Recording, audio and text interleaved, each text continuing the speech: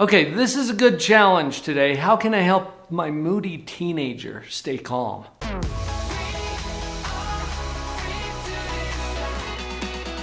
The 4 steps that I have for you today will put you in a position of greater peace, and hopefully that will translate to your teen as well. Stick through to the end. I've got some special content for you there. How can I help a moody teenager stay calm? Okay, we can make this video really short. You can't.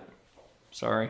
I'm just kidding you. Stick with me. There's some things you can do, but actually, let's consider that for a minute. Do you have the control over that? No, you don't.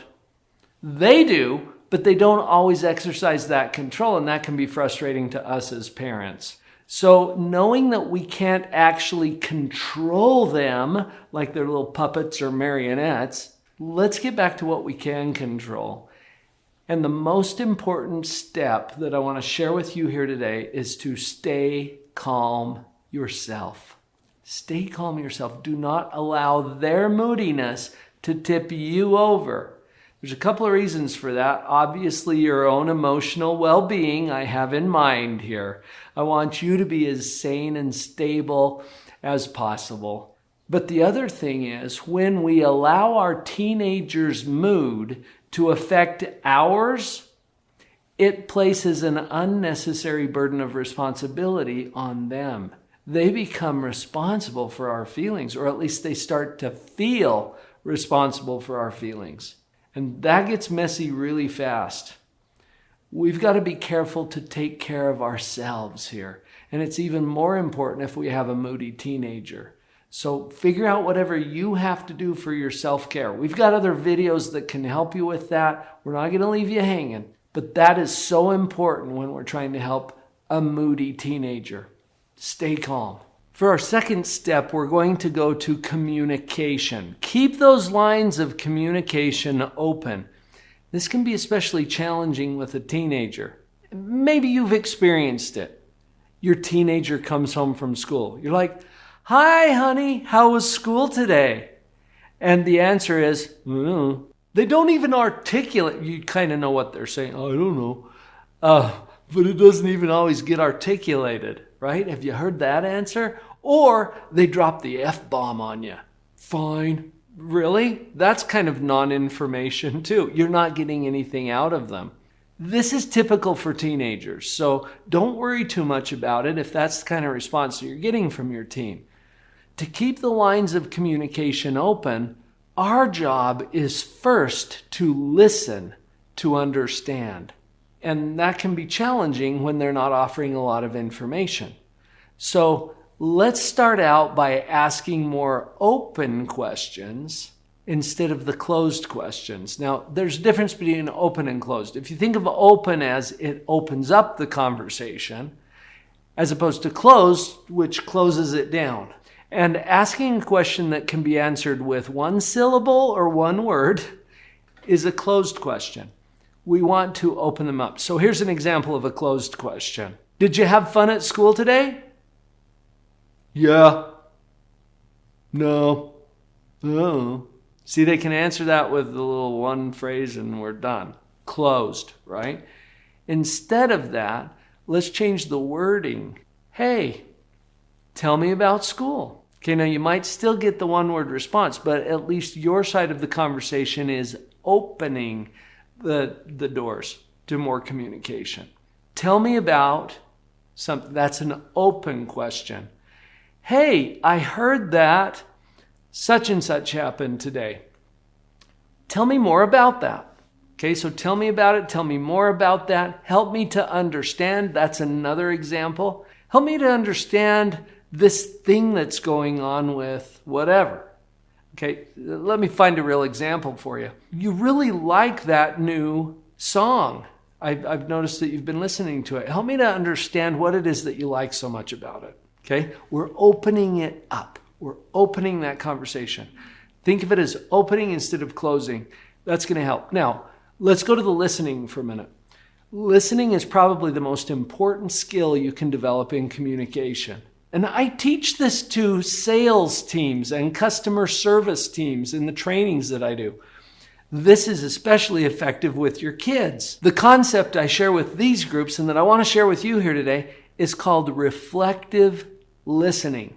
Reflective, like a mirror. If you had a mirror and you held it up, it would reflect back to the person you're holding it in front of their own image, right? In reflective listening, it's like you're holding up a little listening mirror and you're reflecting back to them exactly what you're hearing and understanding. You'll know you're doing it right when you use phrases like this. Oh, so what you're saying is, and then you give it back to them in a way that they will recognize it as what they actually said.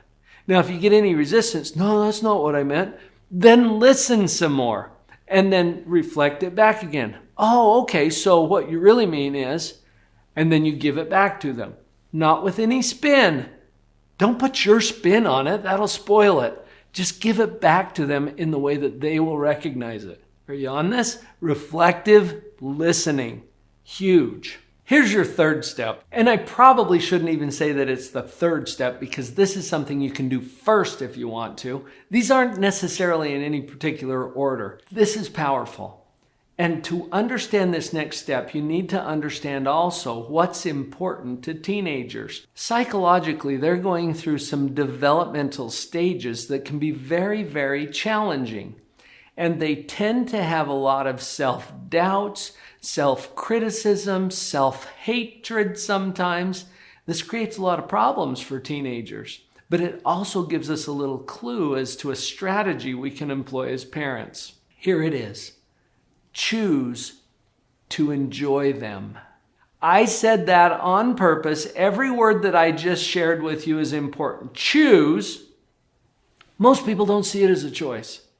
They honestly don't. They just say, I really don't enjoy my teen. And my thought is, well then, enjoy them, duh. But they don't see it as a choice. And until you see it as a choice, it's not.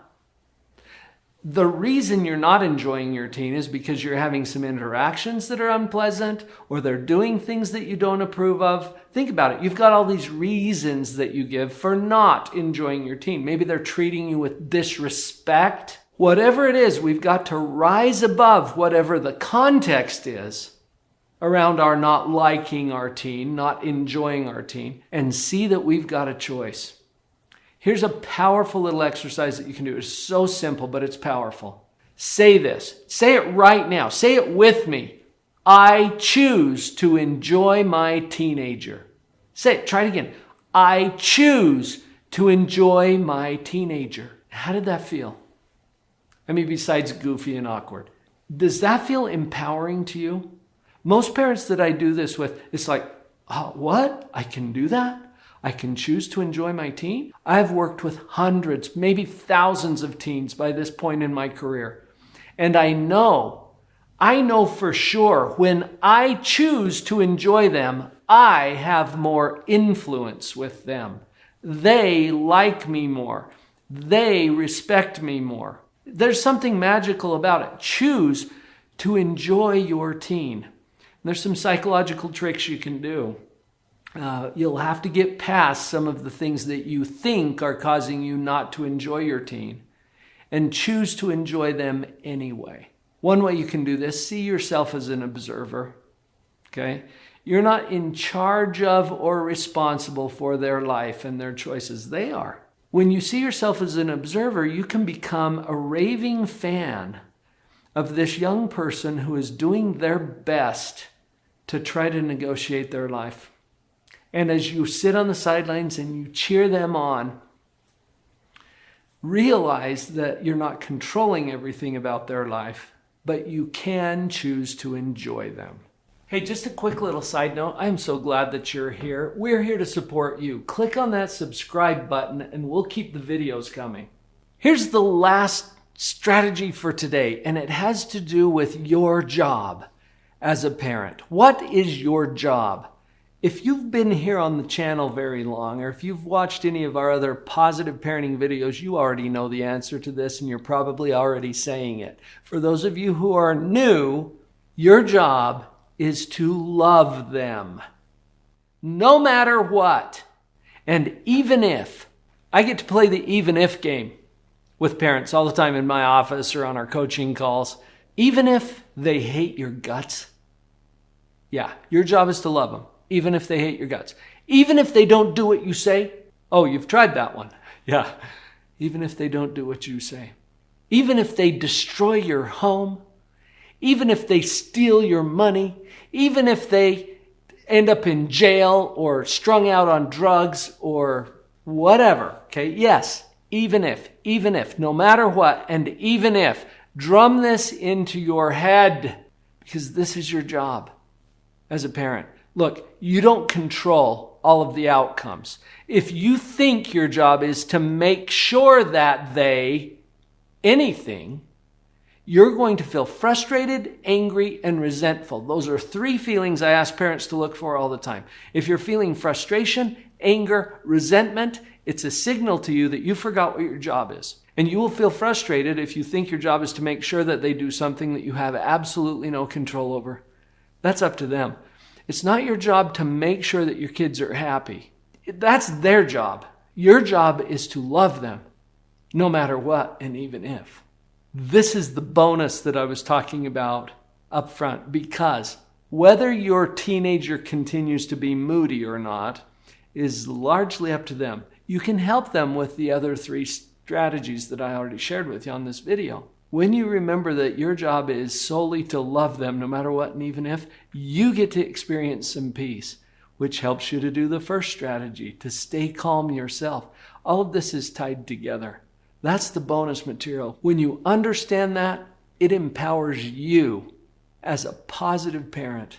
There's a lot to keep track of, especially when we're parenting teens, because they are kind of challenging from time to time.